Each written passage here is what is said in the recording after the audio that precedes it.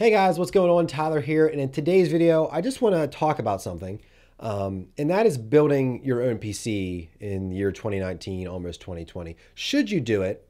And if you don't have any experience building computers, should you do it? So my computer that I have, you can't really see the desktop because it's under the table here. I built that when I graduated from college in 2012, and so it is. Why did I have to look at my watch for that? It's 2019. And so it's over 7 years old.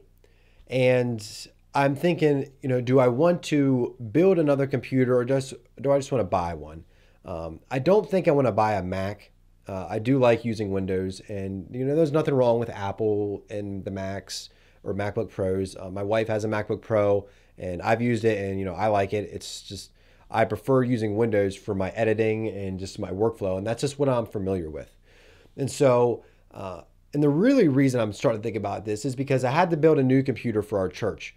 That computer we were using, the video card went bad, replaced it, and then there was just more issues. I think there was a motherboard issue, which it's an older computer too. So I'm just like, you know what? Let's just build a new one or get a new one.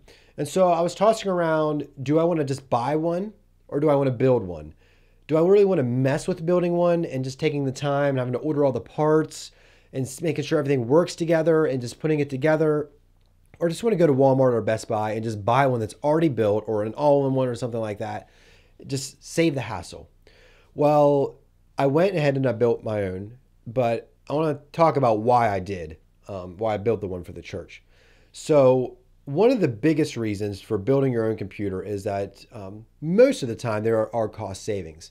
And you don't have to deal with stupid bloatware that these manufacturers put on the computers.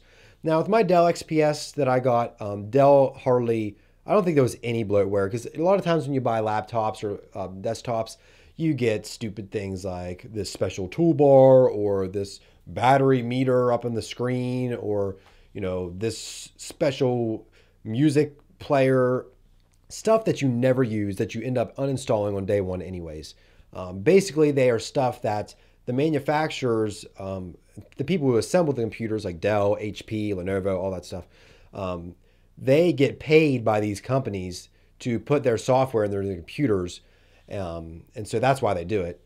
Not just because they think, oh, Real Player 15, sure, let's put that on a computer because everybody's going to use that. They do it because they're getting paid to do it. The second reason why I did it is because before when I did this, I don't think there was really a good resource that was readily available to make sure your parts were compatible. PC Parts Picker might have been available back in 2012. I don't know. I can't remember. But that's what I used for this computer. And it is kind of large. And oh gosh, this is awkward to handle when you're sitting on a chair. I don't even think you can see inside of it. It's probably a glare. So I did go to PC Parts Picker, and if you don't know what that is, basically you can go and pick your PC parts, and it'll do a compatibility check with all the parts. You select your CPU, you're going either Intel or AMD. I went with AMD, and then that'll give you everything that's compatible with AMD and cases where that should all fit in, all kinds of stuff. Now, it's not 100% foolproof. You might get a case that, it doesn't fit all your components. Now, like this, I got a case that's probably a little bit bigger than what I needed, but there's room to grow. So I took one of their pre-build builds and I edited it. So it was this case, which is a really nice case. I really like it. Very minimalistic. Nothing really on the front, and then you just got a button on the top, a USB 3.0, USB-C, and a headphone jack. But then I kind of realized later, I was like, oops, I need a CD drive. So I have a CD drive on the way. But I swapped out a couple things, and it was easy to do. You just go on the website and you just take out parts, like take out it had like an Intel i7, I think, I don't know, or a higher level AMD processor that I did not need. And so I downgraded that a little bit. I got a different video card, same motherboard, got a different SSD. It was really easy. And I was a little bit hesitant, like, oh, are all these parts really going to work? But I was like, you know what? I'm going to trust the website, and it all works. And so I was very happy with that. And so that was one of my biggest reasons why I wouldn't do it, is because I didn't know if parts were going to work together, and I didn't want to have to do the research like, oh, what's compatible with this? Okay, now I know this is compatible. Okay, what's compatible with this stuff now? Like, I just didn't want to deal with it. And so whoever made PCPartsPicker.com is probably a millionaire, and they deserve every ounce or every penny that they're getting. And so definitely, if you're thinking about building a PC, you should use PC Parts Picker. And so far we've had that it's cheaper, no bloatware, picking your parts is a lot easier than what it used to be. Now, the real last reason why I chose to build is because honestly, it's not that hard.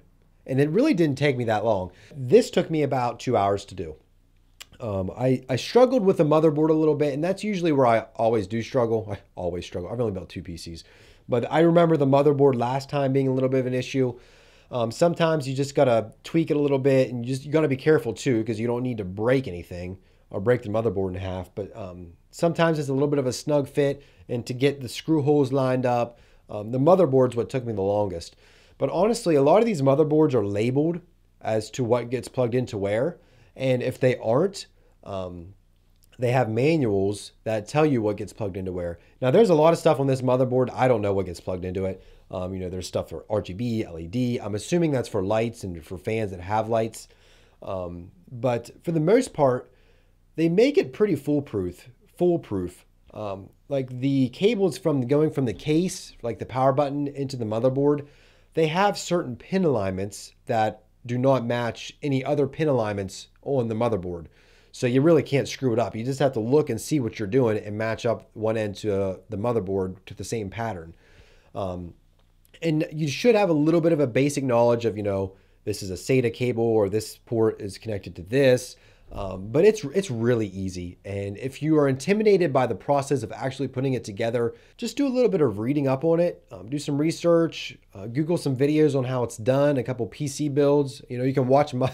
Well, I don't know if I'd recommend watching mine. It was a long time ago, and I was using an older camera, and that video is more entertainment value than anything. But it does show you how to do some stuff.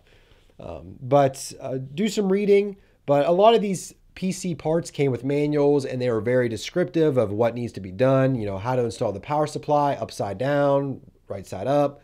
Where things go. And so, do not be intimidated by the process of actually putting the PC together. You do want to be careful of a few things. You don't want to be generating static electricity while you're doing this, because the last thing you want to do is fry your motherboard or any of your components. So there's various ways to eliminate static electricity. You can wear a band that you clip onto a piece of metal, like your case or something else. Or you make sure you're not assembling it on carpet, and you take your socks off and you ground yourself by touching something metal. There's different ways you can do it. But that's probably the biggest, I don't want to say threat, but the biggest issue you could have when putting it together is having static electricity run off of you and fry some of your parts. Putting the CPU in, you also have to be gentle with doing that. You don't want to smash it in and clamp it down and break pins, because that would render it useless and you'd really be up the creek. So you just got to take your time, look at what you're doing, go step by step, and just... One thing I would do is I install the CPU on the motherboard before I put the motherboard in the case, just because once it's in there, it's just hard to work around. But that's the way I do things. Other people might do it differently. So to recap, I think that building your own PC is a viable option if you want to save money and if you want to get something that has a couple more features. Like, one of the biggest reasons is I needed something that had 3 display outputs. And man, I went to Walmart and looking around, Best Buy, it's just, they only give you so much information on the little card. And I was just like, you know what, I could sit here and ask the associates. I don't feel like talking for 3 hours. So if you need specific equipment, like specific video cards or specific RAM or something like that, building your own PC is definitely the way to go. It's pretty cheap compared to buying a new one. I shouldn't say cheap. It's more price efficient than buying a pre-built one from somebody else. And picking the parts is easy. And there's really not a lot you can do to screw it up. Obviously, putting parts in the wrong slots. But they make it pretty easy to do, and things are labeled, and it's pretty foolproof. So like I said, I would recommend you watch maybe a video or two or read up on it before you actually put one together. Or have somebody else help you put one together that's put one together before. And so that's going to wrap up this video. Thank you guys so much for watching. If you did enjoy, hit that hit the like button. I'm having trouble speaking. And also subscribe for more videos. And make sure you follow me on Twitter and Instagram. I'm Tyler Miller TV on both places. And so that's going to be it for this one. Thank you guys so much for watching, and we'll see you guys in the next video.